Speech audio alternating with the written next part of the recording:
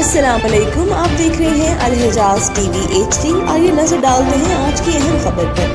मज़ीद खबरों के लिए विजिट करें हमारी वेबसाइट www.alhijaznewshd.tv और www.alhijaznewshd.ask पर।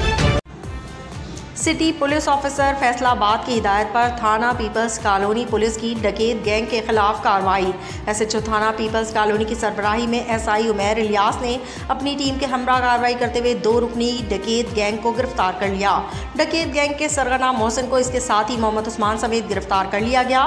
गिरफ्तार मुलजमान से 19 मुकदमा ट्रेस आउट किए गए। मुलजमान के कब्जे से 3 अदद मोटरसाइकिल, 12 अदद मोबाइल फोन, जेवरात, नकदी और 2 अदद पिस्टल 30 बोर बरामद कर लिए गए, जिनकी कुल मालियत 8,32,000 रुपए बरामदगी की गई। गिरफ्तार मुलजमान से मजीद इंटेरोगेशन अमल में लाई जा रही है। मुलजमान की गिरफ्तारी से इलाके में चोरी, डकैती और राहजनी की वारदातों में वाज़ेह कमी आएगी। गिरफ्तार मुलजमान फैसलाबाद के मुख्तलिफ इलाकों में डकैती की वारदातें करते थे। फैसलाबाद पुलिस डकैती गैंग के खिलाफ भरपूर कार्रवाइयाँ कर रही है। CPO फैसलाबाद।